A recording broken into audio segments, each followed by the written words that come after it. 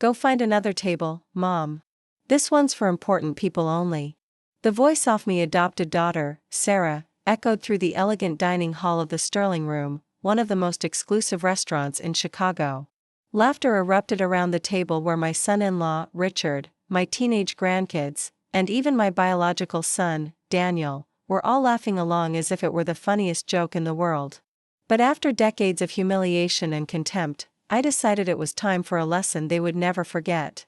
But before I continue, make sure you're subscribed to the channel and write in the comments where you're watching this video from. We love knowing how far our stories are reaching. Go find another table, Mom. This one's for important people only. Those words coming from my own adopted daughter, Vivian, cut through the elegant air of the Sterling Room, one of Chicago's most exclusive restaurants. The silence that followed was brief, quickly replaced by laughter from around the table. My son-in-law, Robert, my teenage grandkids, Luke and Megan, and even my biological son, Michael, all joined in as if it were the funniest joke in the world. I just stood there leaning on my cane, my face burning with humiliation as other diners turned to stare. The crystal chandeliers cast a golden light on the white tablecloths and gleaming silverware. But I felt a coldness spread through my chest like liquid ice. My name is Rachel. I'm 67 years old and I adopted Vivian exactly 30 years ago when she was just 8.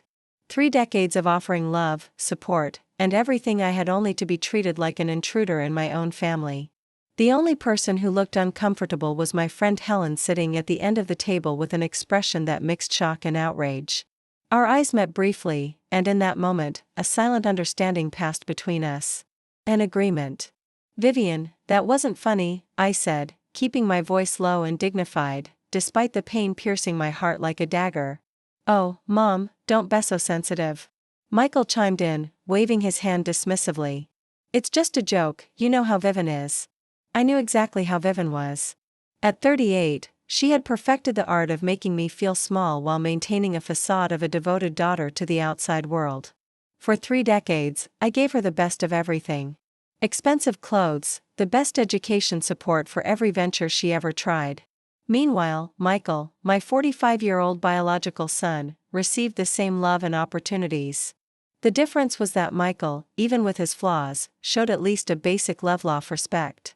Vivian, on the other hand, seemed to cultivate a resentment that grew with each passing year, as if my generosity were a personal offense against her. Tonight's dinner was to celebrate Vivian's latest venture, an expensive boutique I had helped finance with a small contribution of $250,000. I was always helping Vivian with her projects. When Michael asked for a loan to expand his software company 2 years ago, I offered him the same amount. The difference, he had already started paying me back. The evening dragged on with conversation flowing around me as if I weren't there. Vivian bragged about her new collection of imported clothes, Luke talked about his golf lessons. Robert discussed his promotion at the bank. When I tried to mention the watercolor exhibition I had opened the week before, a dream I pursued after retiring as a university professor, Megan cut me off. That's nice, Grandma. Robert, tell us more about that trip to New York. Every word spoken, every indifferent glance, every interruption was like a small wound. By the time dessert arrived, I had completely withdrawn, the familiar feeling of invisibility settling like a heavy cloak on my shoulders. I felt like an inconvenient relic tolerated only because I could still be financially useful. That's when the waiter approached with the check, placing the leather folder directly in front of me. What's this? I asked, confused. Vivian's laugh sounded artificial and cruel. Oh, didn't we mention you're paying tonight? After all, that's what grandmas do, right? Spoil the family. Spoil? The word came out almost choked. I already paid $250,000 for your new store 2 weeks ago. And now you can pay for our celebration dinner, Michael added. It's not like you need the money with that huge house all to yourself, the comfortable retirement. My hands trembled as I opened the folder.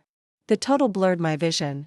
$4,780. They had ordered the most expensive wines, multiple appetizers, the most exclusive dishes. Luke had ordered 2 desserts just because he could.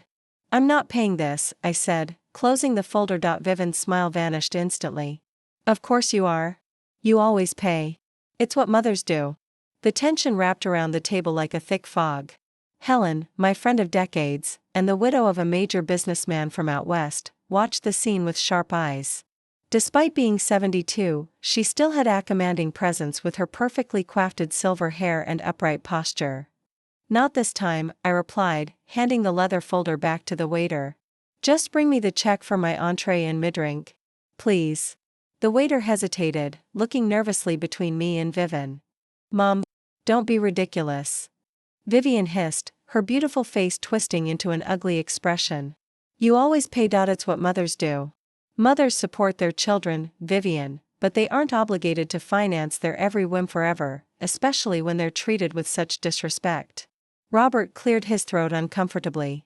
"Come on, Rachel. It was just a joke. You don't have to make a scene." "A scene?" My voice rose higher than I intended. "You invite me to dinner, humiliate me in front of strangers, and then expect me to pay almost $5,000 for the privilege." Michael rolled his eyes. "Always so dramatic. This is why we prefer to go out without you." Those words hit me like a slap. So it was true. They met without me, probably laughing at my expense while enjoying the comfort provided by my money. "Just a moment, please." Helen's voice cut through the silence. She stood up, grabbing her purse. "Rachel, that's enough. Let's go. I've seen how they treat their mother, and this is unacceptable." "But Helen." Vivian immediately adopted a sweet tone. "The night is just getting started." Helen gave Vivian a cold look. "I've seen enough for today. You need to learn to respect your mother." I stood up too, feeling a sudden relief that I wasn't alone. Helen and I had been friends since college. She knew my entire life. My marriage to Charles, his premature death when Michael was only 15. My decision to adopt Vivian a few years later to give Michael a sister and offer a home to a child who needed one. "You're going to regret this, Mom," Vivian said, the threat barely veiled in her voice. I faced my adopted daughter, this beautiful, cruel woman who had become so different from the scared, hopeful child I brought home 3 decades ago. "No, Vivian. For the first time in a long time, I don't think I will." As we walked out, I heard the confusion erupting behind us. The waiter insisting on payment, Vivian demanding he wait. Robert trying to calm the situation. I didn't look back. The night air of Chicago was cool and refreshing. I took a deep breath, feeling as if I had escaped an invisible prison that had been closing around me for years. The scent of gardenias from a nearby garden mixed with the smell of recent rain, creating a feeling of renewal. "Are you okay?" Helen asked as we settled into her luxury car. The soft leather of the seats and the silence of the vehicle formed a protective cocoon against the outside world. "No," I answered honestly, "but I think I'm going to be." Helen drove in silence for a few minutes before pulling up to a quiet cafe downtown. It was a cozy place with soft yellow lights and jazz music playing softly. "The kind of place that invites conversation. We need to talk, Rachel," she said finally as we settled into a secluded booth. "What happened tonight wasn't the first time, was it?" Tears welled in my eyes. The lump in my throat felt the size of a fist. "No, it's gotten worse in the last few years since I retired. But since you became just a bank instead of a respected professor." Helen completed, her voice hard. I nodded, feeling the truth of those words like a blow. "In the last 5 years since I left my position as a history professor at the university, the dynamic with my children had changed drastically. The request for money became more frequent, the respect increasingly scarce. They treat me like I'm a senile old woman, Helen. As if my only use is to sign checks." Helen covered my hand with her own. Her skin was thin like tissue paper marked by age spots, but her touch conveyed strength. "Rachel, we've been friends for over 40 years. You were a pillar of strength when I lost my Anthony out west. You helped me manage his companies, when I had no idea what I was doing. I will never forget that." I smiled faintly, remembering how I spent nights studying accounting and business management to help Helen after her husband's sudden death. How we sat together until dawn deciphering contracts and financial reports as she battled grief and insecurity. "And now," she continued, her voice suddenly different, "it's time for me to return the favor. I'm sick, Rachel." The world seemed to freeze around me, the sounds of the cafe, the clinking of cups, the murmur of conversations, the soft music.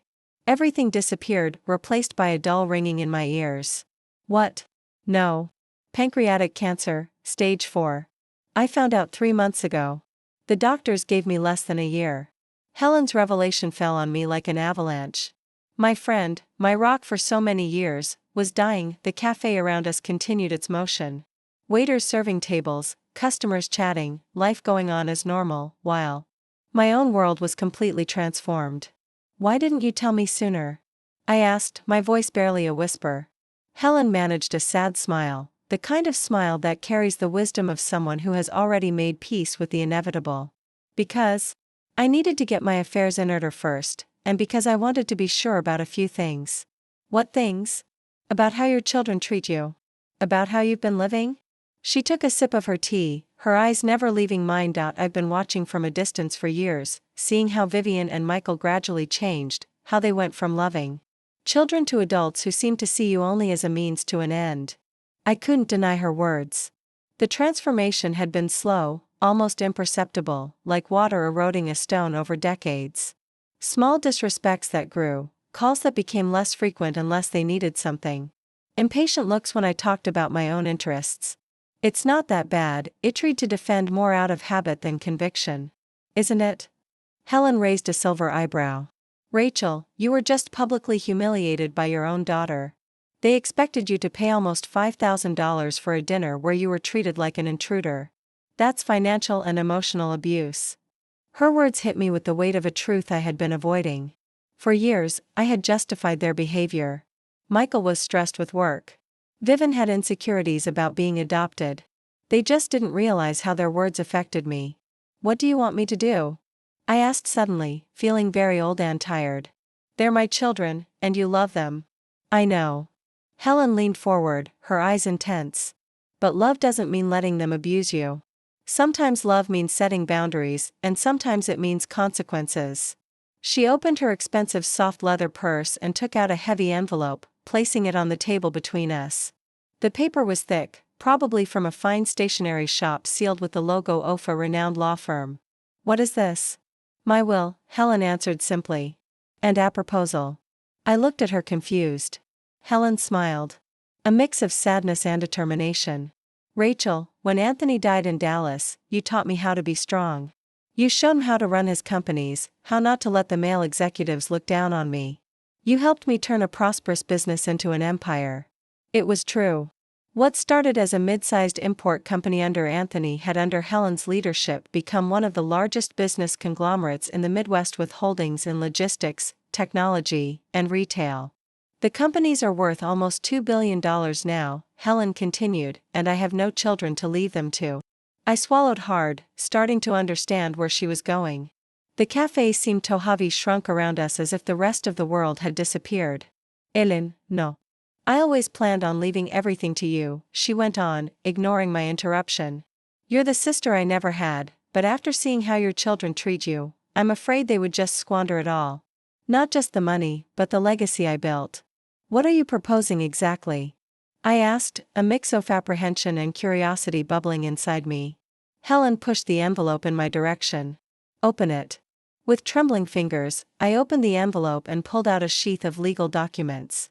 The words seemed to swim before my eyes. As I read, my breath grew faster and faster. "It's a kind of game," Helen explained. "ACI tried to absorb the contents. A test for your children and for you. The will named me as the primary heir to Helen's entire estate with one condition. Over the next 6 months, I had to establish clear boundaries with my children. No more money, no more financial favors, no more allowing abuse. If I managed to maintain these boundaries until the end of the trial period, the inheritance would be confirmed. If you fail, if you give in to their demands, if you go back to the old patterns, everything goes to charity. Not a single cent for you or for them." "Why would you do this?" I asked, stunned. "Because you deserve more than being a walking ATM for ungrateful children. Because I want my money to go to someone who will value it and use it wisely. And because—" her voice softened, "in the months I have left, I want to see you reclaim your dignity and your strength." I looked at my friend, this extraordinary woman who, even facing her own mortality, was more concerned with my well-being. "And what if they change?" I asked. "What if they realize their mistakes?"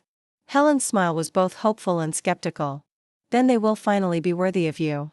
But Rachel, you have to be prepared for the possibility that they won't change. That when the money runs out, they will show you who they really are." I felt the weight of that moment, the choice stretched out before me. Continue as I was financing disrespect and abuse or set boundaries and potentially lose the relationship with my children. I'm not sure I can do this, I confessed. You can, Helen said with conviction. The same woman who faced widowhood at 37, who raised a son alone, who adopted an 8-year-old girl when many told her she was crazy, who became one of the most respected professors at the university. That woman can do anything. When I got home that night, I found 3 messages on my phone. One from Vivian, one from Michael, and one from Robert. All furious, all demanding an explanation for my shameful behavior at the restaurant. None of them mentioned who had paid the bill. Instead of responding immediately, I sat on my back porch. It was a spacious property in one of Chicago's best neighborhoods, bought with my own savings after decades of hard work. The yard, with its carefully maintained garden, glowed softly under the moonlight. This place had always been my refuge, my sanctuary. I thought about how I had gotten here after Charles's death so young, only 42. A sudden heart attack. I found myself alone with a teenage son and an uncertain future. Instead of crumbling, I threw myself into my work. I transformed my grief into purpose, becoming one of the most dedicated professors at the university, rising through the academic ranks while raising Michael. Adopting Vivian was a decision many questioned. A single woman of 37 already with a 15-year-old son, adopting an 8-year-old girl with a history of abandonment seemed like a recipe for disaster. But I saw her in that orphanage with her big eyes full of hope and fear, and I knew she was my daughter. The first years were difficult but rewarding. Vivian had her nightmares and moments of anger, her deep-seated insecurities, but she also had a laugh that could light up a room, a sharp intelligence, and a fierce determination. As for Michael, after some initial resistance, he became a protective older brother. When did it all change? There was no single moment, just a gradual erosion. Michael graduated, started his career, got married, and had children. Vivian followed. A more turbulent path, dropping out of college, going through a series of failed relationships, starting and closing several businesses. And somewhere along the line, they both began to see me less as a person and more as a resource. My phone buzzed again. It was Vivian. Mom, answer the damn phone. We need to talk about this ridiculous behavior. I took a deep breath and made my decision. Helen was right. It was time to set boundaries. I wrote a single message and sent it to both of my children. I will be available to talk civilly tomorrow at 3:00 p.m. at my house. No yelling, no accusations. I have some changes to communicate. I turned off my phone completely after that, something I had never done before. The silence that followed was both terrifying and liberating. The next morning, when I turned my phone back on, I found dozens of messages, each more indignant than the last. I ignored them all and spent the day preparing for the confrontation to come. At 2:55 p.m., the doorbell rang. Vivian was there, looking impeccable as always in her designer clothes, but with dark circles under her eyes that revealed a sleepless night. Behind her, Michael looked equally tired, a rare dishment in his normally corporate appearance. To my surprise, Robert was also there, looking uncomfortable. Come in, I said calmly, leading them to the living room where I had prepared tea. What the hell was that last night? Vivian started immediately, completely ignoring my request for civility. Vivian, I said, keeping my voice steady. If you can't speak respectfully, this conversation is over now. She blinked, surprised by my tone. It was as if I had spoken in a foreign language. For how long had I allowed them to treat me this way without pushback? You left us with a bill for almost $5,000. A bill that you created, I responded. For a dinner you invited me to where I was humiliated and then you expected me to pay. It was just a joke, Mom. Michael intervened, his tone conciliatory. Vivian didn't mean that stuff about important people. It wasn't just last night, I continued. It's been a pattern. You treat me like a bank, not a mother, like a wallet, not a person. Robert cleared his throat. Rachel, I think you're exaggerating a little. I'm not Robert, and I didn't ask for your opinion. My direct response surprised him as much as it surprised me. It was as if a new Rachel was emerging, someone I had forgotten existed. What is wrong with you? Vivian asked, her voice a mix of irritation and a hint of genuine concern. Is it that? Helen? Is she putting ideas in your head? Don't blame Helen for the fact that you have to pay your own bill, I replied. And no, it's not her. It's me finally recognizing a truth I've ignored for too long. I took a sip of tea, gathering my thoughts before continuing. The scent of jasmine rose from the cup, strengthening my resolve. Starting today, there are going to be some changes.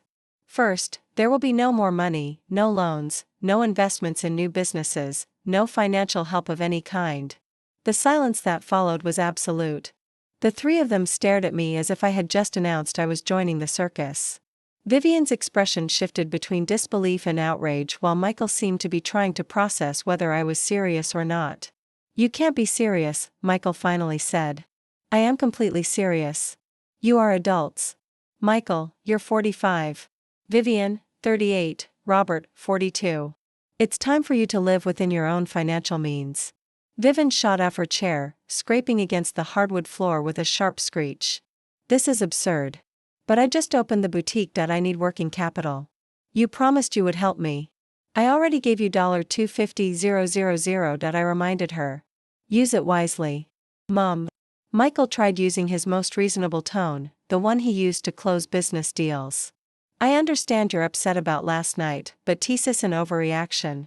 Families help each other." "Yes, they do." I agreed. "But not unilaterally. When was the last time any of you helped me? When was the last time you asked how I was? Really? When did you visit without asking for something in return?" Their faces revealed the truth. It had been a long time. The silence that followed my words was thick and uncomfortable. Vivian crossed her arms, her eyes glinting with a mixture of rage and panic. Michael ran a hand through his graying temples, a gesture he inherited from his father. Robert just looked lost, as if he'd been dragged into a family drama he wasn't prepared for. "Is this some kind of midlife crisis?" Vivian finally asked, her voice sharp. "You turn 68 in 2 months and suddenly decide to cut off your own children." "I'm not cutting you off," I replied calmly. "I'm cutting off the money. There's a big difference." "Maybe for you," Vivian shot back. "But what am I supposed to do with the boutique now? I have expenses, suppliers to pay. Do what other entrepreneurs do. Seek bank financing. Cut costs. Work harder." I kept my voice firm. "It is no longer my responsibility to support your ventures." Michael, always more strategic than his sister, changed tactics. "Mom, we're worried about you. This behavior isn't normal. You've always been so generous, so available for us. And I am still available emotionally." I clarified. "You can call me, visit me, talk to me. Just don't ask me for any more money." "It's that old woman," Vivian said suddenly, her eyes narrowing. "Helen is behind this, isn't she? What did she offer you?" A chill ran down my spine. It was incredible how quickly Vivian could identify the source of a potential advantage or threat. Her intuition for opportunity had always been sharp. "Helen has nothing to do with my decisions." I lied partially. Her influence was there, but the final decision had been mine. "This is between us." Robert, who had remained silent, finally spoke. "Rachel, I think what Vivian and Michael are trying to say is that this change seems very sudden. Yesterday, you were well yourself. Today, you seem like a different person." "Maybe I was always this person, Robert," I replied, looking him in the eye. "Maybe I just lost my way for a while trying to buy your love." "Buy our love?" Michael sounded genuinely offended. "That's unfair, Mom." "Is it?" I leaned forward. "When was the last time any of you came to visit without asking for something? When was the last time you called just to see how I was? When did you attend one of my watercolor exhibitions? When did you offer to help with anything?" None of them answered. They didn't need to. We all knew the answer. "This is the deal," I continued after a few moments. "I am here as your mother. I want to have a relationship with you with my grandchildren, but the financial tap is closed completely." Vivian stood up abruptly, her chair screeching against the hardwood floor. "You are going to regret this when you need us, and you will need us. You're getting older. We'll see if your pride is worth it." "It's not pride, Vivian. It's self-respect." She grabbed her designer bag and marched to the door. "Come on, Robert. We have nothing more to discuss here." Robert hesitated, looking torn. For a brief moment, I thought I saw something like respect in his eyes before he followed his wife. Michael remained seated, watching me with an expression I couldn't decipher. The room was now immersed in a disturbing silence broken only by the ticking of the old grandfather clock that had belonged to me parents. "Do you think I'm wrong, too?" I asked after the front door closed behind Vivian and Robert. My son sighed deeply. I don't know what to think, Mom. This is unexpected. Life sometimes is. He stood up slowly. I need to process all this. Vivian is going to be furious for weeks. Probably, I agreed. At the door, He stopped and turned. Are you okay? Really? It was the first genuine question about my well-being he had asked in months, maybe years. I felt a small pang of hope as fragile as a sprout in aid soil. I'm finding my way, I answered honestly. After Michael left, I sat alone in the silent room, trembling slightly. I had done it. I had set clear boundaries, refused to be used again. The feeling was both terrifying and liberating. My phone rang. It was Helen. How did it go? She asked without preamble. As well as could be expected, I replied. Vivian stormed out. Michael is confused. I think I lost my children today. Or maybe, Helen said softly. You gave them the chance to become the people they were always meant to be. The following weeks were a strange kind of quiet. No calls from Vivian, no messages except for a brief text from Michael asking if I had come to my senses. I didn't reply. Instead, I used the time to rediscover myself. I dedicated more time to my watercolors, visited old friends I had neglected, and joined a book club at the local library. And I spent time with Helen, whose days were now visibly numbered. Her face had grown thinner, her body more frail, but her eyes maintained their fierce intensity. Then, at the beginning of the 4th week after our confrontation, I received an unexpected call. It was from the school of my 15-year-old granddaughter, Megan. Mrs. Rachel, Megan is here in the nurse's office. She fainted during gym class and asked us to call you instead of her parents. I found Megan sitting in a chair in the school infirmary, looking small and vulnerable in her wrinkled uniform. Her pale face lit up slightly when she saw me. Grandma, she said, her voice low. I sat beside her, taking her hands in mine. They were cold and trembling. What happened, dear? The nurse approached. She fainted during PE, her blood pressure is low, and she admitted she hasn't been eating well. Not eating? I looked at my granddaughter, now noticing the thinness of her face, the dark circles under her eyes. How had I not noticed this before? Can we talk in private? Megan asked, looking nervously at the nurse. The professional nodded understandingly. I'll leave you two alone for a few minutes. When the door closed, Megan broke down into silent tears. Everything is a mess. Grandma. Everything. I put my arm around her shoulders. She seemed to have lost weight since I last saw her. Tell me what's going on. Mom and Dad are fighting all the time, she explained between sobs. Ever since that night at the restaurant, it's just yelling. The store isn't doing well. Mom says it's your fault for not giving more money. Dad says she needs to wake up and learn how to run a real business. My heart ached. I'm so sorry you're going through this. Megan wiped her tears with her uniform sleeve. There's not much food in the house now. Mom is putting all the money into the store. She said we have to save that we're in survival mode because of what you did. Guilt hit me like a wave. Were my boundaries affecting my innocent grandchildren? Then I realized it wasn't my boundaries causing this, but Vivian's response taught him. She was choosing to prioritize her failing business over the well-being of her own children. Did you eat today? I asked. She shook her head. We're going to fix this right now. I stood up determined. First, we're going to get some lunch. Then, I'm going to talk to the nurse and take you home with me today. Megan's eyes widened. Mommy's going to be furious. Let me handle your mother. And after a substantial lunch at a nearby diner, where Megan devoured a full plate, as if she hadn't eaten in days, I called Vivian. She answered on the 4th ring, her voice instantly defensive. What do you want now? Megan is with me, I said calmly. She fainted at school today from not eating properly. Silence on the other end. Then what are you implying? I'm not implying anything, Vivian. I'm stating a fact. Megan is staying with me tonight. Tomorrow, I'd like for you and Robert to come over for dinner to talk. I don't need your lectures on parenting. Vivian hissed, this isn't about you or me, I replied firmly. It's about Megan and Luke. If you truly care about your children, you'll be here tomorrow at 7:00 p.m. Tommy surprise.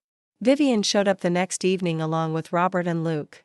My grandson, normally confident and sometimes arrogant like his father, looked tired and disheveled. The family tension was clearly affecting both teenagers. I prepared a simple but hearty dinner. During the meal, the atmosphere was tense and silent until Vivian finally put down her fork with force. So, is this why we're here? So you can show off how you can feed our children better than we can? We're here, I replied calmly. Because your children are suffering, and we need to find a solution. The solution is obvious, Vivian retorted. Stop this tantrum about money and help us like you always did. Luke, to my surprise, interrupted. Mom, it's not Grandma's fault that you don't know how to manage money. The silence that followed was sharp. Vivian stared at her son as if he had just slapped her. How dare you speak to me like that? It's true, Luke continued, seemingly releasing pent-up frustration. Grandma gave you $250,000 for the store, and in less than a month, you're already broke. You bought that ridiculously expensive Italian stock that nobody wants. You rented the most expensive space in the mall, and now we're the ones suffering. Robert cleared his throat uncomfortably. Luke, respect your mother. And you, Luke, turned on his father. You just complain, but you don't do anything to help. At least Uncle Michael is trying to keep his own business running without whining for Grandma's money. Megan, silent until then, finally spoke.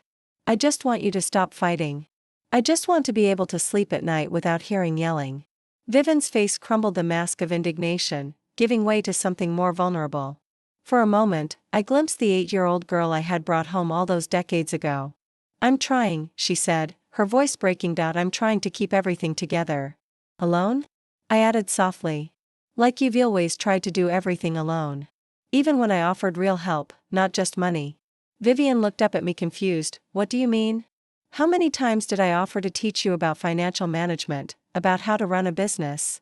You always refused, preferring the easier path, just asking for more money when things got tough. Robert surprised everyone by speaking up. She's right, Vivy. Your mother tried to teach you how to fish, but you only wanted the fish handed to you. Robert's comment landed like a bomb at the table. Vivian turned to face him, betrayed by her own husband. For a tense moment, I thought she was going to explode, but then something unexpected happened. Her shoulders slumped and she buried her face in her hands. I don't know how to do this, she admitted, her voice muffled. I never did. It was such a rare moment of vulnerability that no one at the table knew how to react at first. Megan shyly reached out and touched her mother's arm. Luke, despite his earlier outburst, looked uncomfortable seeing his always strong mother suddenly break down. Vivian, I said gently, the problem was never a lack of ability. You're smart, determined, charismatic. The problem was, you never really needed to try because I was always there to fix any mistake with more money. She uncovered her face, her eyes red. And now you've taken away my safety net. Yes, I confirmed. Because I believe you can fly without it. Robert took the floor, surprising me again. Rachel is right, Vivy. We need to solve this ourselves as a family. I looked at my son-in-law with new respect. Maybe there was more to him than the complacent man I had always assumed him to be. What do you suggest then? Vivian asked, sounding genuinely lost. First, I replied, the children will come stay with me temporarily until you stabilize the situation at home. No arguments, no deprivation. To my surprise, Vivian didn't protest. Second, I continued, I won't give you any more money, but I can offer something more valuable knowledge. I will help you analyze the business, restructure it, make it viable as a mentor, not an investor. You're not a businesswoman, Vivian pointed out, a hint of her usual distrust returning. No, I agreed. But I have been friends with one of the most successful business women from out west for over 40 years. I've learned a few things. The mention of Helen made Vivian frown, but she didn't comment. And third, I concluded, we all need to learn how to be a family, not based on money or expectations, but on mutual respect and genuine love.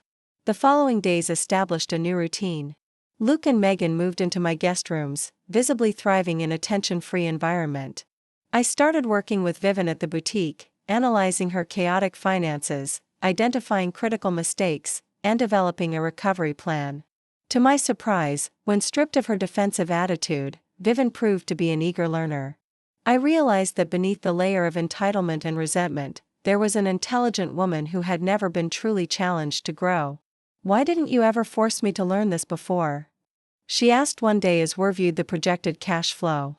Because you were never ready to listen, I answered honestly, and because I was too busy trying to buy your love to truly help you. Vivian paused, absorbing my words. I always loved you, she said finally. Even when I treated you badly. I know, I replied. But I don't think you ever learned to respect me. She didn't answer, but her silence was eloquent. Michael reappeared in my life 3 weeks after our initial confrontation. He came alone without his wife, without the defensive posture he had adopted before. I heard you're helping Vivian with the boutique, he said, accepting a cup of coffee. I'm trying, I confirmed. And how are you? Michael sighed deeply. Well, to be honest, your ultimatum made me rethink some things.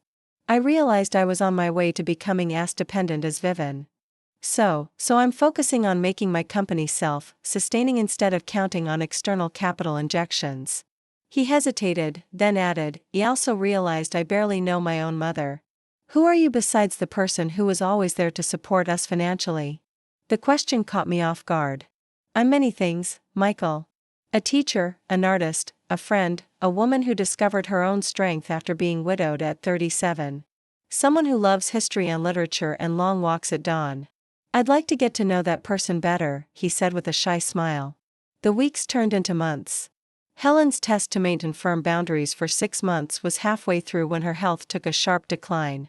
She was admitted to Thebiest Hospital in Chicago, an entire wing practically reserved for her comfort.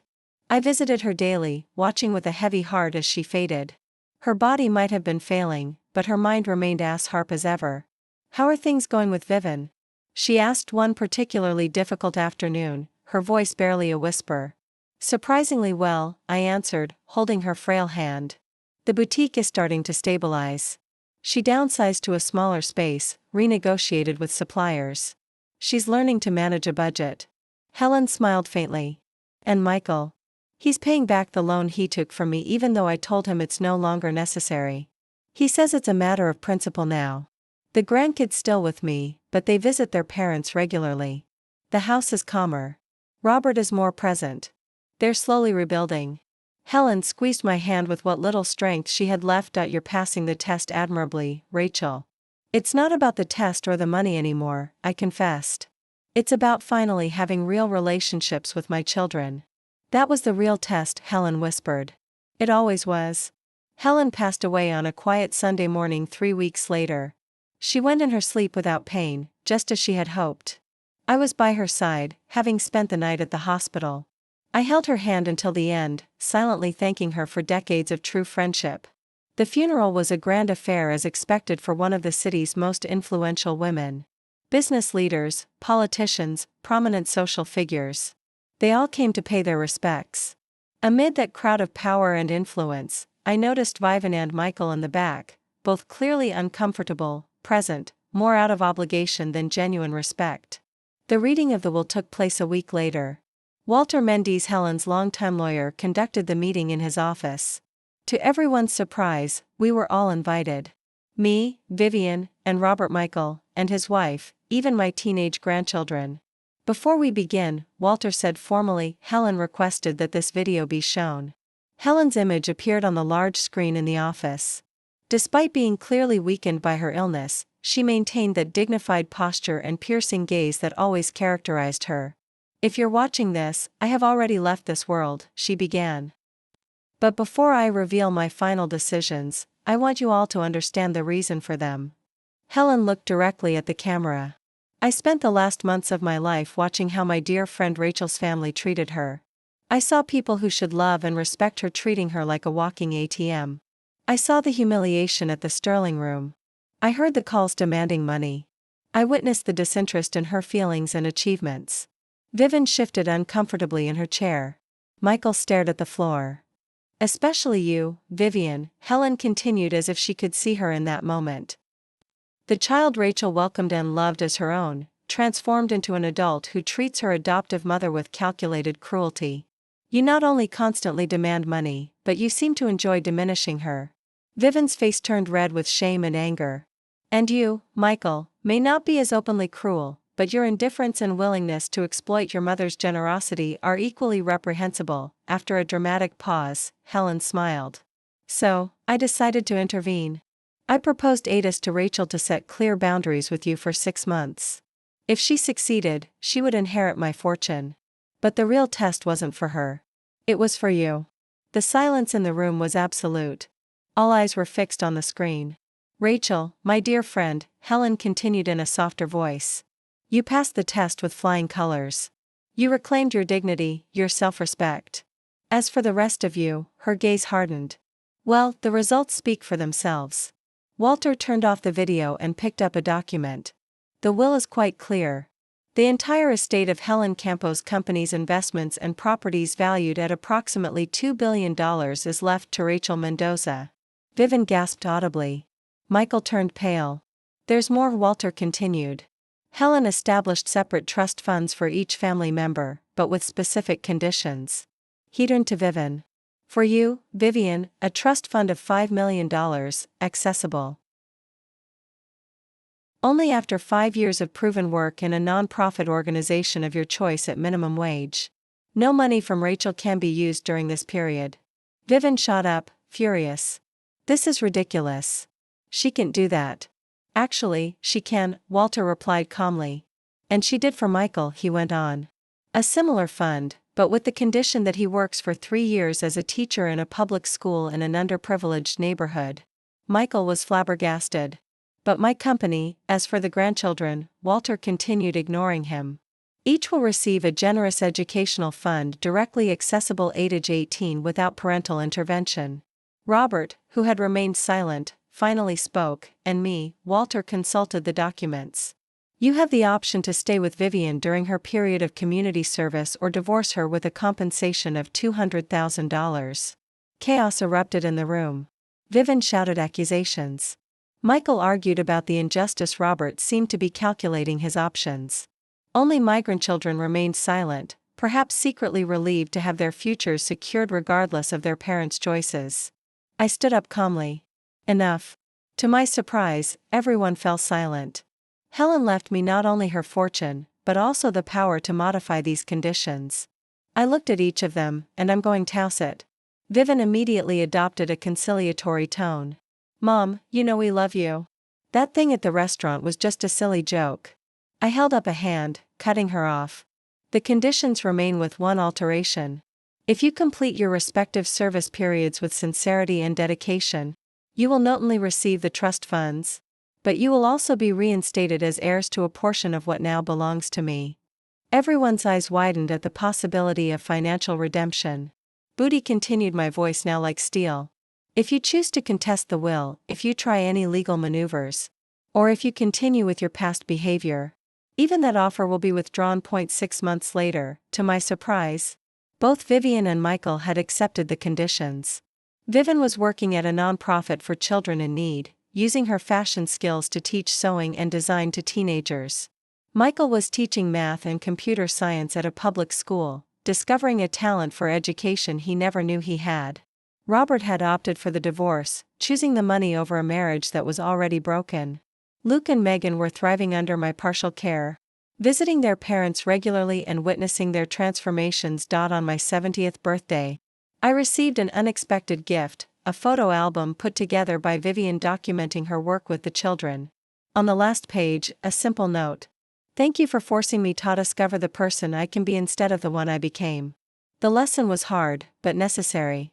I'm starting to understand the value of what you and Helen did.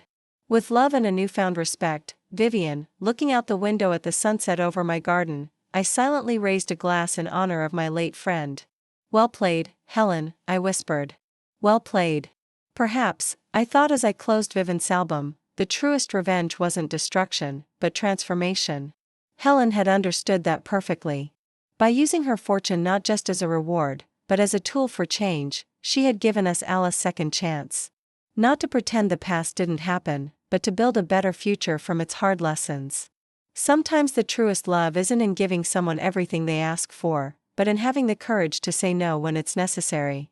It took losing almost everything and gaining $2 billion for me to learn that lesson. But in the end, it gained something much more valuable. A family that was finally learning the meaning of respect and true love. Now, if you like this story, go ahead and click on this next video appearing on your screen, because in it, you'll see a story of betrayal and comeback like you've never seen before.